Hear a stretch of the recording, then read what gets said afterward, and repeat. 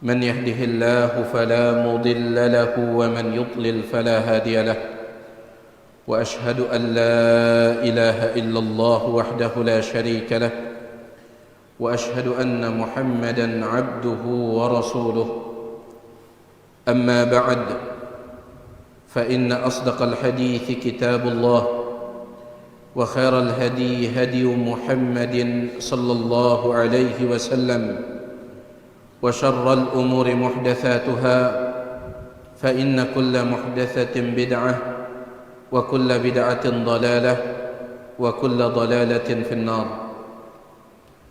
Para jamaah sekalian, rahimani wa rahimakumullah. Alhamdulillah, dengan kemudahan yang diberikan oleh Allah Subhanahu wa taala, pada kesempatan malam hari ini kita bisa melanjutkan pertemuan kita, pengajian kita, masih di dalam pembahasan tafsir Al-Quran surah Al-Baqarah. Malam hari ini dengan izin Allah Subhanahu wa taala kita akan masuk ke dalam ayat 158 dan juga ayat-ayat setelahnya. Allah Subhanahu wa taala menyebutkan di dalam ayat 158, Inna as-safa wal marwata min sya'airillah. Sesungguhnya Safa dan Marwa, Safa Marwa, dua bukit ma'rufan yang dikenal oleh kaum muslimin, tempat jamaah haji atau jamaah umrah melakukan apa? Sa'i. Ya. Sesungguhnya Safa dan Marwah min sya'airillah, bagian dari syiar-syiar agama Allah. Singarninna syiar ini adalah tanda-tanda agama Allah Subhanahu wa taala, tanda-tanda ibadah untuk agama Allah Subhanahu wa taala. Ya luwih gati syiar agama Allah Subhanahu wa taala. Misalkan azan, syiar agama Allah. Safa dan Marwa, syiar agama Allah. Nyembelih kurban, syiar agama Allah. Banyak.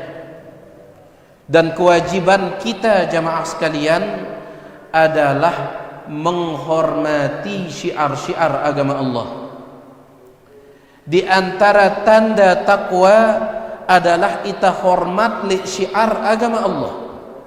Allah Subhanahu wa taala menyebutkan, "Wa man yu'azzim sya'airallah fa innaha min taqwal qulub." Siapa yang mengagungkan syiar-syiar agama Allah, fa innaha min taqwal qulub, berarti itu tanda ketakwaan hati. Makanya jamaah sekalian, lamun azan kita hormati azan itu. Bagaimana cara kita menghormatinya? Lamun azan pentelahang pegawean yang kunta hormat. Makanya disebutkan tentang dulu sebagian ulama salaf, apabila mereka ingin memasang paku, ya, kalau mereka ingin memasang paku masak, tiba-tiba terdengar suara azan, tidak jadi mereka pukul paku tersebut. Langsung mereka letakkan palunya, langsung mereka letakkan pakunya. Padahal kira-kira menurut seandainya mereka pukul paku tersebut, telat ke salat berjamaah, insya Allah nanti sekedar satu paku ini, satu pasak, pukul semendak, kemudian berangkat salat jamaah, insya Allah nanti tagin telat. Tapi seperti itu para ulama mengajarkan kepada kita tentang menghormati syiar agama Allah Subhanahu wa taala. Baik. Dan di antara bentuk penghormatan juga terhadap azan adalah kita berusaha jamaah sekalian tatkala azan jangan berbicara. Dindik tengraos. Cukupkan diri kita dengan menjawab azan. Oleh karena itu, Syekh Abdul Razak hafizahullahu taala beliau pernah bercerita, Syekh Abdul Razak Sigirang datang timpak markas. Beliau bercerita di dalam pengajian beliau. Beliau mengatakan dulu ketika pengajiannya Syekh bin Baz rahimahullah. Syekh bin Baz mengisi pengajian. Kemudian masuk waktu Isya. Maka otomatis pengajian di stop, dihentikan karena waktu Isya. Syekh bin Baz pun duduk sendirian tatkala itu sedang azan Isya. Apa kata Syekh Abdul Razak? Kebetulan Syekh Abdul Razak tatkala itu masih muda-muda, ya masih bajang, ya. Syekh Abdul Razak mengatakan, kesempatan saya mendekati Syekh bin Baz ini. Kebetulan Syekh bin Baz dia sedang sendirian, tidak ada orang mendekatinya. Berkesempatan tiang mendekat ini untuk bertanya tentang pertanyaan-pertanyaan agama. Syekh Abdul Razak pun maju, kemudian mengatakan, Syekh izin bertanya. Apa kata Syekh bin Baz? Al-adhan, al-adhan. Jawab azan, jawab azan. Ndikna waktu nda berketuaan ini. Al-azan, al-azan kata Syekh bin Baz. Nah ini jamaah sekalian, syiar agama Allah ini wajib kita hormati. Di antara syiar agama Allah adalah Bukit Safa dan Bukit Marwah. Makanya kita hormati dia. Subhanallah jamaah sekalian, tiang pernah melihat sebuah video. Ada orang bejaguran di atas Bukit Safa. Ya berjaguran, saling pukul, saling hantam di atas Bukit Safa. Tiang tidak tahu apa sebabnya di video itu. Mama kanca mama menggunakan pakaian ihram, saling berjaguran. Nah ini tidak menghormati syiar agama Allah Subhanahu wa taala. Kita kembali. Inna Safa wal Marwata, sesungguhnya Safa dan Marwah min sya'airillah, bagian dari syiar, tanda ibadah di dalam agama Allah Subhanahu wa taala. Faman hajjal baita aw i'tamar, maka barang siapa yang berhaji ke Baitullah, aw i'tamar, atau melakukan umrah, sai berhaji, sai umrah, fala junaha alaih, maka tidak ada dosa baginya, ayyatawwafa bihima, untuk tawaf di antara Safa dan Marwah. Baik. Padahal tawaf itu di mana? Ka'bah. Lamun antara Safa dan Marwah apa bahasa anta? Sa'i. Lagu bahasa Allah Subhanahu wa taala tawaf. Baina ayyatawwafa bihima, tawaf antara Safa dan Marwah. Kenapa Allah sebut tawaf? Karena dalam bahasa Arab tawaf itu artinya keliling. Ya. Pelungguh mulai dari Safa pindah ke Marwah, balik lagi ke Safa, balik lagi ke Marwah, terus gitu. Sampai pira kali? 7. Makanya Allah membahasakannya dengan bahasa tawaf. Sebenarnya antara Safa kanca Marwah itu kita ngapain? Sa'i. Antara Safa dan Marwah sa'i. Cuman Allah membahasakannya dengan bahasa ayyatawafa bihima, tawaf antara Safa dan Marwah. Karena di dalam bahasa Arab tawaf itu artinya apa? Keliling, bolak-balik, itu artinya tawaf. Ida mulai dari Safa pergi ke Marwah, balik lagi dari Marwah pergi ke Safa, gitu terus. Para jamaah sekalian, kenapa Allah Subhanahu wa taala mengatakan tidak ada dosa untuk siapa saja yang haji dan umrah apabila melakukan tawaf atau sa'i antara Safa dan Marwah? Dik narak dosa. Apa maksudnya ini? Para ulama menyebutkan sebab turunnya ayat ini jamaah sekalian adalah para sahabat mereka merasa tidak nyaman untuk melakukan sa'i antara Safa dan Marwah. Dikna nyaman para sahabat. Kenapa mereka tidak nyaman? Apa bahasa anta tidak nyaman? Dek mai idap. Nah, dek mai idapna para sahabat ini untuk melakukan sa'i antara Safa dan Marwah. Mereka berat untuk melakukannya. Kenapa mereka berat untuk melakukannya? Kenapa mereka tidak nyaman? Karena mereka mengingat dulu di zaman jahiliyah, sebelum datang ajaran Islam, ada dua patung yang disembah antara Safa dan Marwah. Gara-gara itu jamaah sekalian, layak sebelum datang ajaran Islam, masih di zaman jahiliyah, ada dua patung tauna li antara Safa dan Marwah. Sering patung ini didatangi oleh orang-orang jahiliyah. Maka sahabat mengingat itu. Kan ini kan tempat patung dulu, masa di sini tempat kita sa'i? Nah itu dia. Ya. Nama patungnya adalah Isab dan Nailah. Si pertama namanya Isab, ndik na Kisab, ya Isab. Si kedua Nailah. Banyak ulama sejarah mengatakan Isab ini dulu laki-laki, Nailah ini dulu perempuan. Mereka berdua masuk ke dalam Ka'bah kemudian berzina.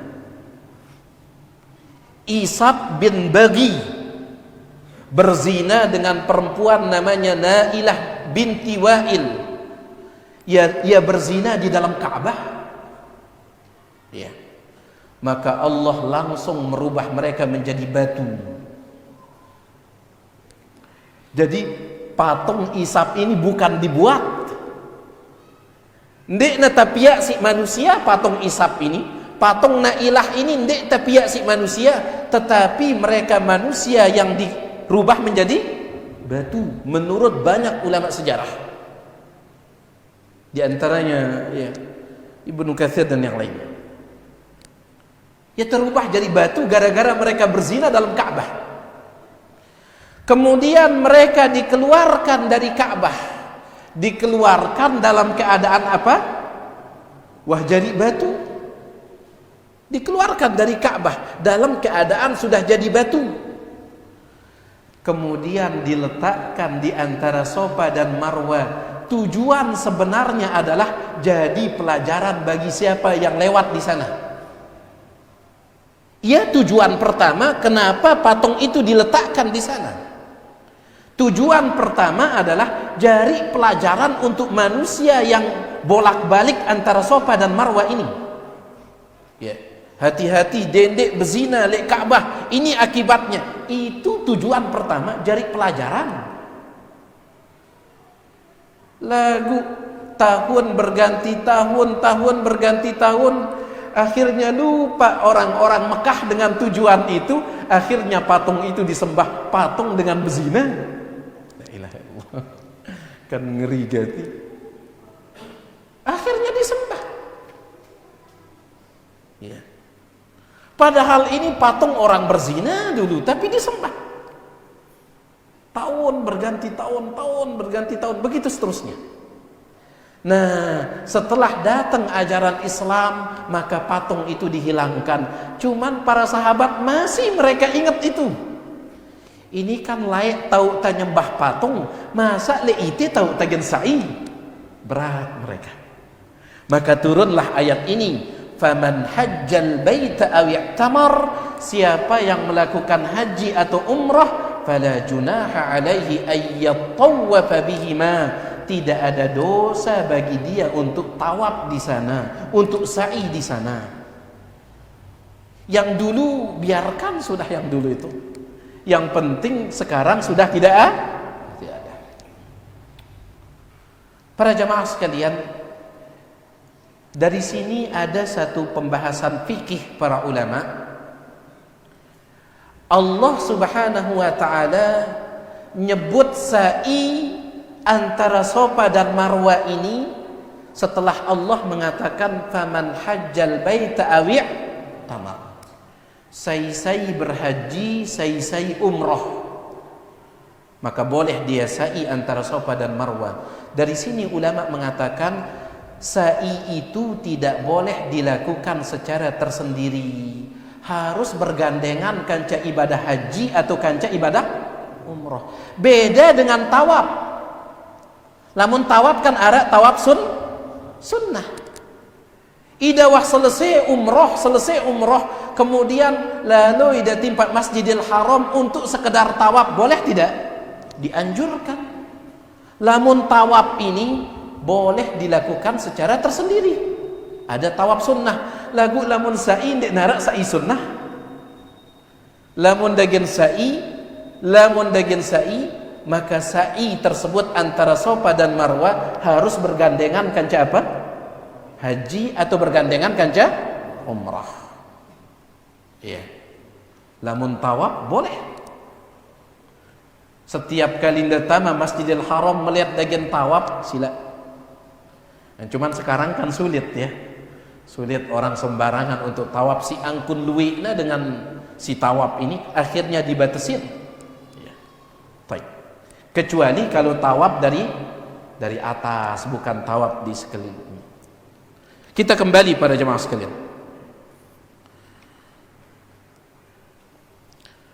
Kemudian Allah Subhanahu wa ta'ala mengatakan, "Wa man tatawwa'a khairan fa innallaha syakirun alim." Wa man, dan siapa saja tatawwa'a khairan, ingin menambah kebaikan. Ya. Tatawwa' artinya menambah. Makanya ada namanya salatut tatawwu', salat sunnah, karena salat sunnah itu salat tambahan. Salat sunnah dalam bahasa Arab salatut tatawwu', salat tambahan. Setelah dah selesai gawe salat si wajib 5 waktu, silahkan kerjakan salat sunnah sebagai tambahan. Di sini Allah Subhanahu wa ta'ala mengatakan wa man tatawwa'a khairan, siapa yang ingin menambah khairan, kebaikan apapun, fa innallaha syakirun alim, maka sesungguhnya Allah itu syakir. Ini salah satu nama Allah Subhanahu wa ta'ala. Allah itu syakir. Apa arti syakir? Maha bersyukur, maha berterima kasih.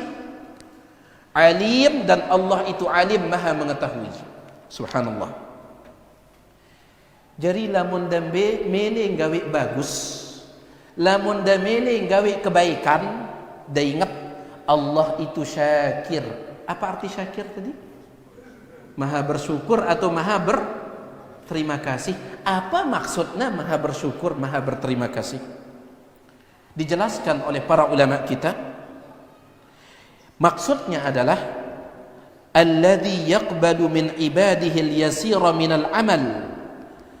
Allah itu selalu menerima amalan hambanya meskipun sedikit. Wa yujazihim alaihi al-'azima min al-ajri, dan justru Allah membalasnya dengan balasan yang besar. Ini namanya syakir. Sekedi gawe ta jamaah sekalian lagu belik balasan ta. Satu huruf pelungguh baca dari Al-Quran pira pahalana? 10. Ida sekedar ngucapan alif lam mim, wah pira pahalana? 30. Kan alif lam mim sekedi gati lagu pahalana aja. Ini Allah Subhanahu wa taala. Sedikit dalam hadis yang sahih yang dibawakan oleh Imam Bukhari dan Muslim, Nabi sallallahu alaihi wasallam mengatakan, "Man tasaddaqa bi'adli tamratin min kasbin tayyibin wa la yaqbalu Allahu illa tayyiban." Siapa yang bersedekah menggunakan satu biji kurma. Sering tiang katakan, sendiri-diri kita sang dinara kita bersedekah satu biji kurma. Paling kurang satu mika. Si haji 10.000 satu mika. Sumbangan dari masjid untuk buka puasa. Paling kurang satu mika. Dek tawah kita dengan jamaah sekalian ia bersedekah satu biji kurma. Tapi Nabi SAW mengatakan, siapa yang bersedekah menggunakan satu biji kurma dengan syarat min kasbin tayyibin, dari kurma yang halal, dari harta yang halal, karena Allah tidak menerima kecuali yang halal. Satu kurma sedekah dah, fa innallaha yaqbaluhu biyaminihi, Allah terima sedekah itu dengan tangan kanan. Allah terima sedekah itu dengan tangan kanan. Thumma yurabbih, kemudian Allah rawat sedekah tersebut. Sedekah berapa kurma? Satu biji kurma Allah rawat. Kama yurabbi ahadukum faluwahu, sebagaimana seseorang dari kalian merawat anak kudanya, hatta yakuna kal jabal, sampai sedekah satu kurma itu pahalanya seperti gunung. Sedekah satu biji kurma lagu pahalanya seperti apa? Gunung. Inilah Allah itu syakir. Sekedi amalan kita belagu ganjarannya besar. Bahkan jamaah sekalian, terkadang Allah berikan pahala padahal ndek manta mulai megawean. Kita belum mulai beramal, Allah sudah berikan pahala. Gara-gara apa? Gara-gara niat. Dalam hadis yang diriwayatkan oleh Imam Nasa'i dengan sanad yang sahih, Nabi sallallahu alaihi wasallam menyebutkan, man ata ila firashihi, siapa yang mendatangi tempat tidurnya, saya datang ke tempat tidurnya, ranjangnya, seperimbetnya, kasurnya, wa huwa yanwi an yakuma minal laili fayusalli, sebelum dia tidur sudah ada niat bareh gentiang uras sepertiga malam terakhir untuk sholat tahajud, sudah ada niat itu. Sebelum tidur dia sudah niatkan akan bangun untuk sholat tahajud. Faghalabathu ainuhu, ternyata kelolosan hatta yusbih, sampai masuk waktu subuh. Mau sholat tahajud atau enggak? Enggak. Kelolosan sampai subuh. Apa kata Nabi SAW? Kutiba lahu ma nawa, dicatatkan baginya apa yang dia niatkan. Wa kana naumuhu sadaqatan minallah, sedangkan tidurnya yang kelolosan itu sedekah dari Allah Subhanahu wa taala. Oke. Sedekah dari Allah, dicatatkan baginya pahala niatnya itu, sedangkan kelolosannya itu sedekah sudah dari Allah Subhanahu wa taala. Bonus. Allah itu syakirun alim. Sehingga pantas Nabi sallallahu alaihi wasallam mengatakan apa? La tahqiranna minal ma'rufi syai'a. Jangan meremehkan kebaikan sekecil apapun, karena pahalanya ya beli. Jangan meremehkan kebaikan sekecil apapun. Allah itu syakir, sekedi ibadah dah lagu belik pahala anda. Ya, subhanallah. Baik. Nah, ini dia ayat yang ke-158. Jadi kesimpulan dari ayat ini jemaah sekalian, Allah Subhanahu wa taala membicarakan tentang salah satu syiar di antara syiar-syiar agamanya, yaitu Bukit Safa dan Marwah. Ya. Kemudian Bukit Safa dan Marwah ini tahu tasa'i. Dan yang namanya sa'i harus bergandengan dengan apa? Haji atau umrah. Lamun tawaf jak bau dik nak bergandengan. Setelah itu Allah mengingatkan, siapa yang ingin menambah kebaikan silahkan, karena Allah itu syakirun alim, maha berterima kasih dan maha mengetahui. Kita masuk ke dalam ayat 159. Allah Subhanahu wa taala menyebutkan, Innal ladzina yaktumuna ma anzalna minal bayyinati wal huda. Innal ladzina yaktumun, sesungguhnya orang-orang yang menyembunyikan dengan si nyebuk, ya, orang-orang yang menyembunyikan ma anzalna, apa yang telah kami turunkan, minal bayyinat, berupa penjelasan-penjelasan, wal huda, dan juga petunjuk. Penjelasan Allah turunkan, petunjuk Allah turunkan, tetapi disembunyikan, tidak disampaikan. Siapa yang menyembunyikan kebenaran, apa balasannya? Mim ba'di, setelah ma bayyannahu linnas, setelah kami jelaskan bagi manusia fil kitab, di dalam kitab, ulaika, mereka itu, yal'anuhumullah, dilaknat oleh Allah, wa yal'anuhumul la'inun, dan dilaknat oleh semua makhluk yang melaknat. Subhanallah.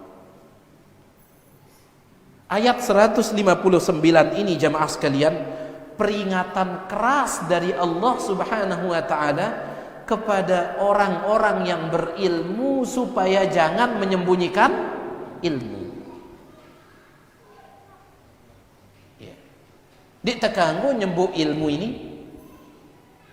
Tetapi yang dimaksud dengan ilmu di sini kata para ulama, al-ilmul wajib, ilmu yang wajib. Itu yang dimaksud di sini. Lamun ilmu sinde wajib, bau dah sebut. Ida berdagang bakso misalkan, arak dengan berketuan, apa ke resepnya? Kan bakso nda mai gati, bakso nda laris gati, apa resepnya? Boleh tidak pelunggu sembunyikan? Boleh. Ida lain doang ketuan anda, resepnya ketuan anda. Boleh disembunyikan. Kenapa? Ini bukan ilmu wajib, bukan ilmu wajib. Dendek ke kita bertanya resep kemudian tidak dikasih tahu. Ya, apa katanya? Innal ladzina yaktumuna ma anzalna. Dilaknat antum, tidak. Cuman jamaah sekalian, bagus kalau dikasih tahu, bagus. Karena ada orang mengatakan, orang bisa saja mencuri resep kita, tetapi dia tidak bisa mencuri rezeki kita. Ya. Meskipun natiru resepnya, belum tentu pada rezeki kita. Belum tentu. Ustadz kita, Ustadz Dr. Firanda hafizahullah, beliau menceritakan ada seorang laki-laki jamaah kita. Ya. Laki-laki ini dia bekerja di restoran sebagai tukang masak, koki bahasa dengan, jadi tukang masak. Subhanallah jamaah sekalian, restoran ini rame orang datang, demen dengan masakan dia. Ya baik gati. Dia tukang masak di restoran itu, hasil masakannya bagus, duit dengan datang rame restoran ini. Tetapi orang ini bukan dia pemilik restoran itu, dia bekerja di restoran Akhirnya jamaah sekalian, setelah mikir-mikir, apa kata orang ini? Sepertinya sudah saatnya saya membuat restoran sendiri. Kan demen dengan datang li restoran ini, masakan ini enak, bekering tiang bikin sudah restoran baru. Akhirnya dia bikin restoran sendiri, dia sekarang pemiliknya, sepi. Subhanallah. Padahal ketika kerja di restoran orang, masya Allah. Jadi manusia bisa saja niru perbuatan kita, belum tentu bisa niru rezeki kita, karena rezeki masing-masing. Cuman lamun dameli tetap nyebut resepnya bau. Di dalam ayat ini, karena ayat ini berkaitan dengan ilmu wajib. Ada orang bertanya tentang apa hukum riba, pelungguh tahu riba itu haram, kemudian tidak disampaikan. Ini yang masuk di sini. Ini yang diancam di sini. Ada orang bertanya tentang masalah syirik, kemudian kita sembunyikan, tidak mau kita sampaikan. Ini yang masuk ke sini. Ya. Baik. Jadi mengerikan sekali. Allah Subhanahu wa taala memberikan ancaman keras kepada orang-orang yang berilmu yang menyembunyikan ilmunya. Sekali lagi, ilmu apa ini? Ilmu wajib. Ya. Baik. Dalam hadis yang sahih, Nabi sallallahu alaihi wasallam menyebutkan, man su'ila an ilmin, siapa yang ditanya tentang sebuah ilmu, ya'lamuhu, yang dia ketahui, arak dengan beketuan li ida, dan idan tahu dah jawabannya, fakatamahu, lalu dia menyembunyikannya, uljima yaumal qiyamati bilijamin minan nar, maka pada hari kiamat orang tersebut akan diikat mulutnya menggunakan tali ikatan dari api neraka. Ya. Akan di bahasan tiang lek timu dipelebek. Ya. Mara angkun jaran sapi itu dipelebek, uljima yaumal qiyamah. Dia akan dipelebek pada hari kiamat bilijamin, tetapi tali pelebeknya itu dari apa? Benar. Subhanallah. Maka dijelaskan, ya, dijelaskan. Syekh Muhammad bin Jamil Zainu rahimahullah di dalam kitab beliau Minhajul Firqatin Najiyah, beliau menjelaskan bahwa orang yang berilmu itu, orang yang berilmu terbagi menjadi tiga. Ulama artinya orang berilmu, terbagi menjadi tiga. Si pertama, ada orang yang berilmu, dia mengamalkan ilmunya dan dia sampaikan. Nah, ini yang ulama yang sebenarnya. Dia punya ilmu, dia amalkan, dia sampaikan, dia jelaskan. Ulama yang sebenarnya. Si kedua, ada orang yang berilmu, kemudian dia jalankan, dia amalkan, tetapi dia tidak berani sampaikan. Dia tidak menentang, ndekna nentang jamaah sekalian, tetapi tidak berani menyampaikan. Ini yang kedua. Dan yang kedua ini berbahaya. Tetapi yang paling berbahaya adalah yang ketiga. Ada orang berilmu, tetapi dia tidak menyampaikan ilmu yang benar tersebut, dan sebaliknya dia tentang, dia lawan. Sebenarnya tahu dia tauhid itu wajib, syirik itu haram, tahu, tetapi justru ditentang. Dan ini yang dikhawatirkan oleh Nabi sallallahu alaihi wasallam, inna akhwafa ma akhafu alaikum al-a'immatul mudillin. Ya. Dalam hadis yang lain, du'atun ala abwabi jahannam. Yang paling aku takutkan terhadap kalian adalah orang-orang yang berada di atas dan mereka menyesatkan kalian. Nas'alullah salamata wal afiyah. Jadi balasannya adalah laknat dari Allah Subhanahu wa taala. Apa arti laknat? Dijauhkan dari apa? Dari rahmat. Dijauhkan dari rahmat Allah Subhanahu wa taala. Subhanallah. Ulaika yal'anuhumullah. Mereka orang-orang yang dilaknat, tajauang dari laknat, dari rahmat Allah Subhanahu wa taala, dijauhkan dari kasih sayang Allah. Mumbian kunta kentama surga kalau kita dijauhkan dari rahmat Allah. Sedangkan kunci utama untuk masuk surga itu apa? Rahmat Allah Subhanahu wa taala. Bagaimana kita akan bisa masuk surga? Nas'alullah as-salamata wal afiyah. Bukan hanya Allah yang melaknat, wa yal'anuhumul la'inun, dan mereka juga dilaknat oleh selaput makhluk yang melaknat. Malaikatnya, orang berimannya, binatang-binatangnya, sampai-sampai ikan siara di dasar lautan ikut melaknat mereka. Apa kata para ulama, di antaranya Imam Abdurrahman bin Nasir As-Sa'di? Ini kebalikan dari orang yang mengajarkan ilmu. Ini balasan orang yang menyembunyikan ilmu.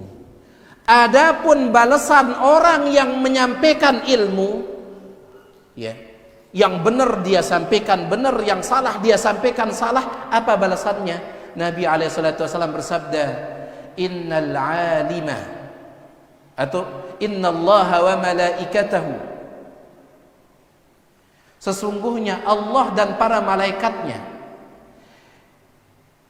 kemudian hatta al-hitanu fi jawfil ma, sampai ikan-ikan yang ada di dasar laut, wa hatta an-namlatu fi juhriha, bahkan tedes semut yang ada di dalam lubangnya, yusalluna ala muallimin nasil khaira, berselawat kepada orang yang mengajarkan kebaikan kepada manusia. Ya. Jadi kebalik balasannya ini. Orang yang mengajarkan kebaikan, Allah dan selaput makhluk bersolawat, ya, bersolawat kepadanya. Sedangkan orang yang menyembunyikan kebaikan, tidak mau menyampaikan ilmu, justru dilaknat oleh Allah dan selaput makhluk. Apa sebabnya jemaah sekalian? Al-Imam Abdurrahman bin Nasir As-Sa'di mengatakan, kenapa makhluk ikut-ikutan bersolawat kepada orang yang mengajarkan ilmu kepada manusia, sampai tedes di dalam lubangnya, sampai ikan di dasar lautan? Karena pada milu makhluk-makhluk ini bersolawat. Dalam hadis yang lain, mereka memohonkan ampun, ngendengang ampun untuk orang yang mengajarkan ilmu. Kenapa? Karena dengan ilmu yang disampaikan itu, makhluk-makhluk ini terjaga. Terjaga makhluk-makhluk ini gara-gara ilmu yang disampaikan. Kanggo kita nyemati tedes, boleh membunuh semut? Boleh atau tidak? Tidak boleh. Dari mana kita tahu tidak boleh? Setelah kita belajar. Semut ini terjaga hidupnya gara-gara ilmu ini. Kecuali lamun tedes ini ya berganggu. Ya. Bru dabain uluk serabi kanca pesorda. Ketutup gulana kanca tedes abang itu. Ya. Dia udah tahu medayang yang begula si abang, betedes si abang. Ketutup jama. Setiap kali pelungguh meletakkan ini, tolok dan nasi kanca serundek, duwe antedes ketimbang serundek. Kalau seperti ini boleh dibunuh, tapi jangan pakai api. Jadi subhanallah, makhluk-makhluk ini terjaga jadinya. Ya, terjaga jadinya. Laut juga terjaga, tidak boleh begini, tidak boleh begitu. Kenapa? Ilmu. Gara-gara ilmu ini. Makanya makhluk-makhluk ini berterima kasih dengan cara apa? Milu bersolawat mereka untuk orang yang mengajarkan ilmu.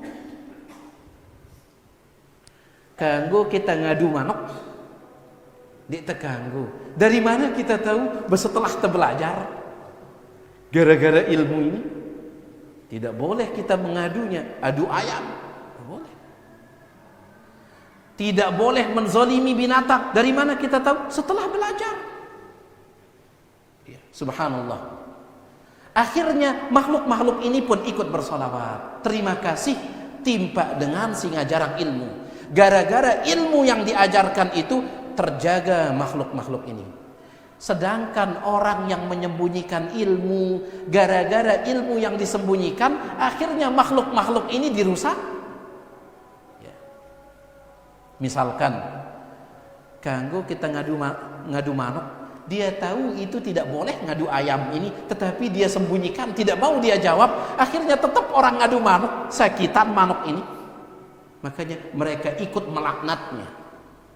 Nasallallahu salamata wal afiyah. Ya. Baik.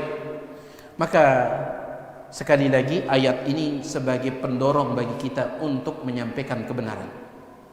Karena tentunya kita tidak berani mendapatkan laknat, dijauhkan dari rahmat Allah Subhanahu wa taala. Kita ambil satu ayat lagi. Illal ladzina tabu wa aslahu wa bayyanu. Illa, kecuali yang selamat dari laknat adalah alladzina tabu, orang-orang yang bertaubat, wa aslahu, yang melakukan perbaikan, wa bayyanu, dan yang menyampaikan penjelasan. Dari sini para ulama mengatakan, jamaah sekalian, kalau kesalahan kita dulu adalah menyembunyikan ilmu, maka cara kita bertaubat adalah jelaskan ilmu yang pernah kita sembunyikan itu. Kalau dulu kita punya kesalahan menyampaikan ajaran yang sesat, yang salah, maka lamun taubat, jelaskan bahwa yang dulu itu apa? Sesat, salah. Dendek kita teduk-teduk. Dulu kita yang mengajarkan yang salah, kemudian taubat. Yang penting tiang taubat. Balagu masih ya nurut ajaran silayahmu. Ida si pertama kali ya. Misalkan seperti yang dilakukan oleh Al-Imam Abul Hasan Al-Asy'ari rahimahullah. Al-Imam Abul Hasan Al-Asy'ari, beliau yang memiliki pemahaman apa dulu? Asy'ariyah itu. Kepada beliau dinisbatkan, disandarkan kelompok Asy'ariyah. Lagu ya. Setelah itu beliau bertaubat. Ngombe cara bertaubatnya Abul Hasan Al-Asy'ari, naik beliau ke atas mimbar. Naik beliau ke atas mimbar kemudian mengatakan, aku melepaskan selapu pemahaman yang itu, yang dulu itu, sebagaimana aku melepaskan pakaianku ini. Lalu beliau pun melepaskan pakaiannya, pakaian luar. Pakaian luar itu yang dilepaskan. Lalu beliau pun membuangnya. Jadi beliau jelaskan. Ini cara bertaubat, jemaah sekalian. Tergantung dosa kita. Dan ini disebutkan kaidah ini oleh Syekhul Islam Ibnu Taimiyah dalam kitab beliau Al-Wasiyatus Sughra. Beliau mengatakan di antara kesempurnaan taubat, jemaah sekalian, adalah kita lakukan setelah taubat itu, lakukan pegawaian bagus yang sejenis dengan dosa yang dulu kita lakukan. Lamun layak kita girang beriba misalkan, maka lamun taubat perbanyak sedekah. Karena riba ini berkaitan dengan apa? Harta. Maka lakukan setelah taubat ibadah yang berkaitan dengan harta. Ya. Layak kita girang beriba, maka nanti setelah taubat perbanyak amal soleh siara kaitannya dengan harta. Ya. Dulu kita sering menggunakan lidah ini untuk mencaci maki manusia, menggibah manusia, memfitnah manusia. Setelah itu taubat kita, maka setelah taubat sering-sering gunakan lidah ini untuk kebaikan, baca Quran, zikir dan seterusnya. Ini kesempurnaan taubat. Nah, begitu pula dulu kita mengajak orang melakukan keburukan, setelah taubat ajak orang melakukan kebaikan. Illa alladziina tabu, kecuali orang-orang yang bertaubat. Wa aslahu, yang melakukan perbaikan, merikik si salah. Wa bayyanu, dan menyampaikan penjelasan. Kalau orang-orang seperti ini, fa ulaika atubu alaihim, maka mereka itu aku terima taubatnya, kata Allah. Wa ana tawwabur rahim, dan aku adalah Tuhan yang maha menerima taubat, ar-rahim, dan maha penyayang. Ya wah, pada maklum ni dah, ngumbe-ngumbe belik dosa anta selama anta pada milih taubat, ampunan Allah jauh lebih besar, lebih belik. Ngumbe-ngumbe belik dosa anta selama anta pada milih taubat. Fa ana tawwab wa ana tawwabur rahim, dan aku, kata Allah, tawwab, maha menerima taubat, ar-rahim, dan maha penyayang. Kemudian dia tahu lah berbayar taubat ini. Di sebagian agama jamaah sekalian, lamun milih taubat ulah berbayar. Penghapusan dosa. Dia sekedar agama lain. Bahkan ada kelompok di dalam Islam, tatkala tiang masih di Batam dulu, kebetulan tiang dikasih tahu oleh salah seorang tokoh dari kelompok itu. Alhamdulillah beliau taubat. Kata beliau, Ustaz, kata beliau, dulu ketika saya menjadi kepala atau ketua kelompok tersebut, kepeng ini sekamar. Ini penuh, kamar besar, penuh kepeng, penuh uang, kata dia. Nah, uang dari mana itu? Uang bayar taubat. Semakin belik dosa anda, belik bayar anda. Nek nara bayar-bayaran ini enggak ada. Sok pada milih taubat, yang penting kita mau taubat. Wa ana tawwabur rahim, kata Allah, aku maha menerima taubat, ar-rahim, maha penyayang. Itulah bayar.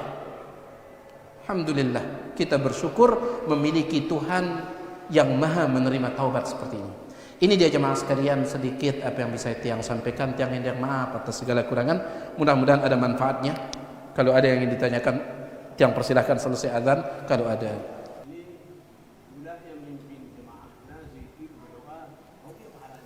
La ilaha illallah. Baik. Alhamdulillah wassalatu wassalamu ala Rasulillah, amma ba'd.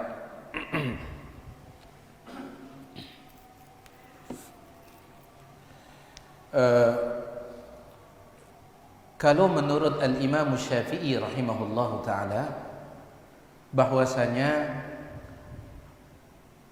beliau membolehkan untuk memimpin hatta di dalam zikir, namun seandainya memang mereka ini belum paham, belum tahu.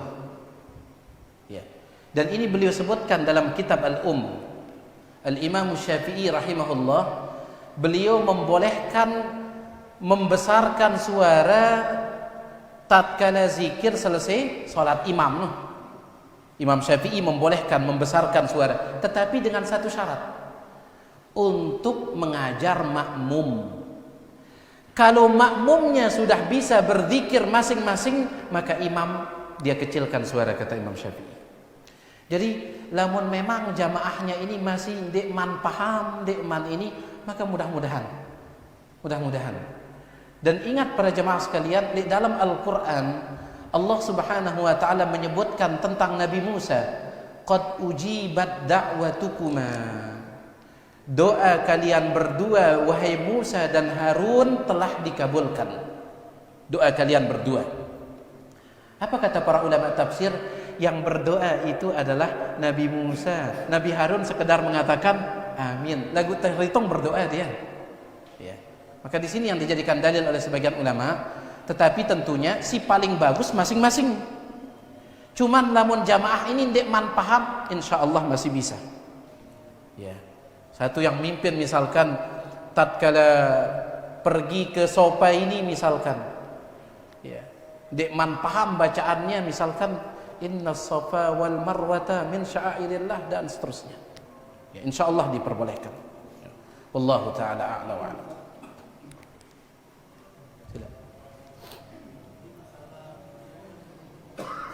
Kenapa itu? Nggih.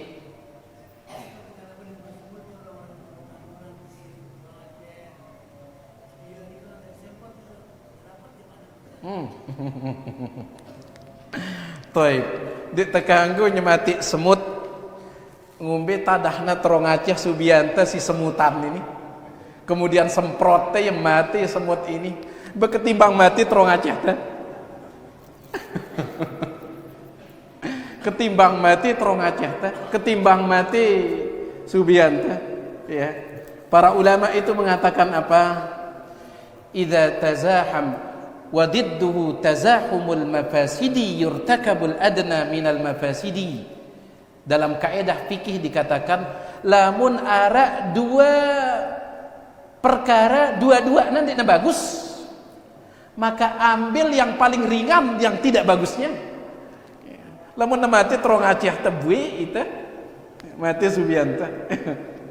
Dan ini juga dia termasuk mengganggu, sudah kita sampaikan tadi bahwasanya semut itu tidak boleh dibunuh kecuali lamun mengganggu. Simben dek kanggo kan arak kadang ita jemaah sekalian, ita tokol-tokol ya, ita tokol-tokol, tahu-tahu arak semut satu jalan kene ya. Padahal ya sekedar numpang liwat ini lagu langsung di tengahnya. Ini yang tidak boleh. Lagu lamun sampai beganggu, jin nyedak harta benda ente beganggu. Desemprot yang penting jangan pakai api. Ya, wallahu taala a'lam. Sila. Masalah ilmu di Ustaz wajib kita sampaikan apabila ada kita punya ilmu, tetapi Ustaz kita dikir ilmu kita ya segitu aja Ustaz. Sekedar kita menyampaikan kepada istri dan anak niki, kami Allah berfirman niki ya ayyuhalladzina amanu qu ahlikum nar. Sekedar itu aja Ustaz, tempat kita menyampaikan sekedar keluarga.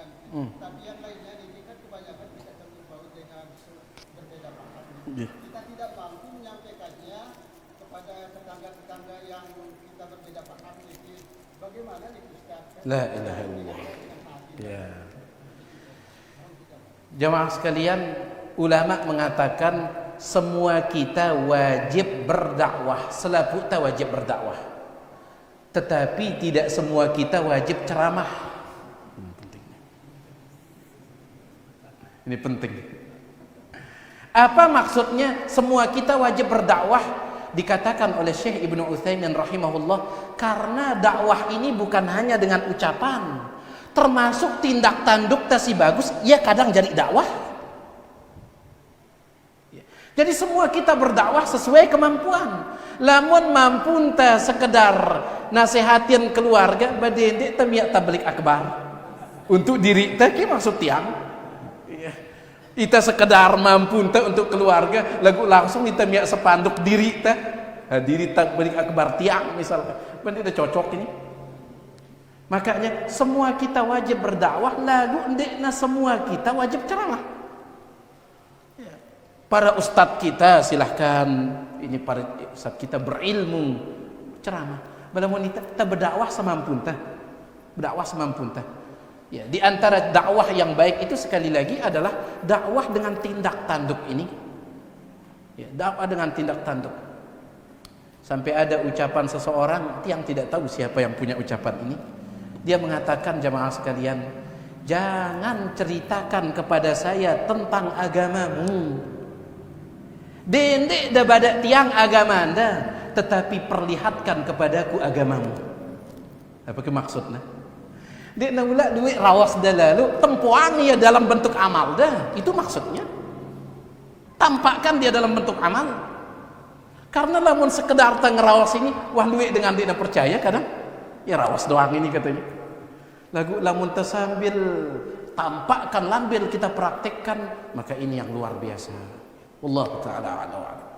Ya. Sila Mami. Ila ilallah.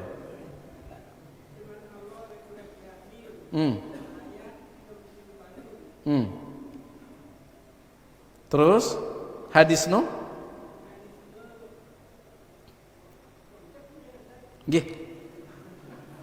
Yancep ya hadis ini? Taib. Taib. Surah Yasin ayat 68. Wa man nu'ammirhu nunakkishu fil khalqi afala ya'qilun. Apa artinya? Wa man nu'ammirhu, siapa yang kami berikan umur panjang, nunakkishu fil khalqi, kami balik penciptaannya. Apa maksudnya?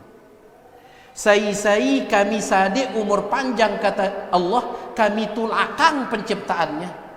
Yang maaf jamaah sekalian, lamun wahna berombo umur ta 70 tahun, balu 10 tahun, marakana kodi itu malik dikembalikan lagi oleh nunakishu, kami balik, kata Allah. Ya, marakana kodi itu malik kita tulak bepempes. Malik kita tulak bepempes. Ya, nunakishu fil khalqi. Subhanallah. Ya.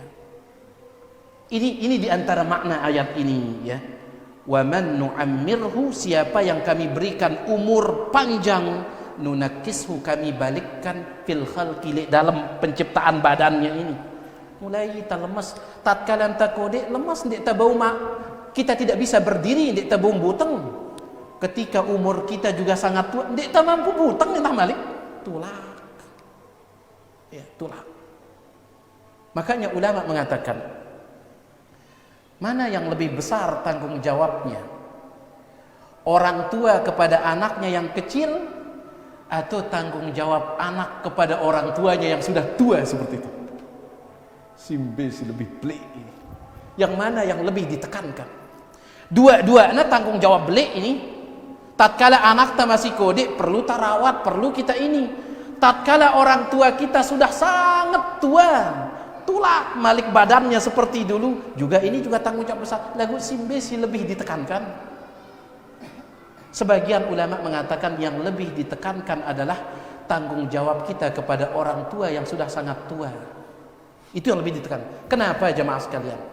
Yang maaf, lamun anak ta si masih kode, bahasan dengan no selapuna menggemaskan. Paham tidak? Sampai ya buang kotoran pun menggemaskan kotoran. Lamun anak teh masih kode, apa kebahasan teh menggemaskan? Ita limo doang, tahu dah limo?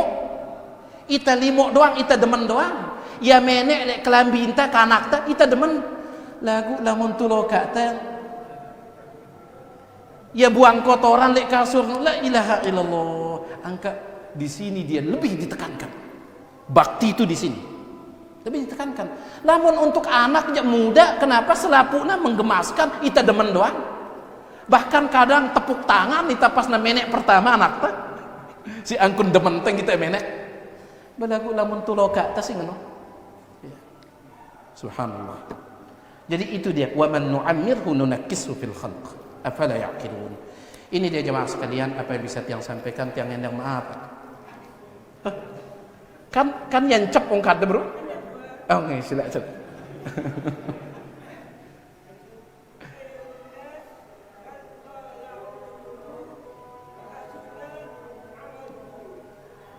Nggih. Khairun nas man tala umuruhu. Ya, hadis sahih riwayat Imam Ahmad dan yang lainnya. Khairun nas, sebaik-baik manusia, man tala umuruhu, adalah orang yang panjang umurnya. Lagu wa hasuna amaluhu, diisi dengan bagus amalnya. Lanjutan hadis ini, wa syarrun nas, seburuk-buruk manusia, sejelek-jelek manusia, man tala umuruhu, yang panjang umurnya, wasa'a amaluhu, tetapi diisi dengan buruk amalnya. Berarti ndekna masalah umur, ndekna masalah umur, lagu si jadi masalah apa yang kita pakai mengisi umur itu. Antara dengan si paling bagus kanca dengan si paling buruk sama umurnya. Yang ini panjang umurnya, yang ini panjang juga umurnya. Cuman si bagus ini umur yang panjang diisi dengan kebaikan, yang ini umur yang panjang diisi dengan keburukan. Bahkan seandainya na pendek umur ta lagu ngisi ta si bagus, ini luar biasa. Sering kita insyaallah pelungguh mengetahui ada seorang sahabat namanya Sa'ad bin Mu'adz. Sa'ad bin Mu'adz ini jamaah sekalian, dia di dalam Islam sekedar 5 tahun dalam Islam. Berukna tama Islam 5 tahun baru dia meninggal dunia. Tetapi ketika dia meninggal dunia, arsy Allah bergetar. Ihtazza arsyur Rahman li mauti Sa'ad. Aras Allah bergetar. Padahal ya 5 tahun dalam Islam, ya telat masuk Islam. 5 tahun kemudian meninggal dunia. Tapi saat meninggal dunia aras Allah bergetar. Bahkan dalam sebagian riwayat, tatkala Nabi alaihissalatu wassalam menghantarkan jenazahnya, Nabi intaleka pelan-pelan Nabi kita. Padahal kan lamun tangan terjenazah dianjurkan apa? Cepat, lagu pelan-pelan. Sahabat berkataannya, Rasulullah kan dah pelan-pelan gati leka, kata Nabi alaihissalatu wassalam, terlalu banyak malaikat yang ikut mengantarkan jenazah. Subhanallah. Ya sekedih umurnya. Jadi bukan masalah umur, tetapi yang menjadi masalah bagaimana kita mengisinya. Wallahu taala a'lam wa alam.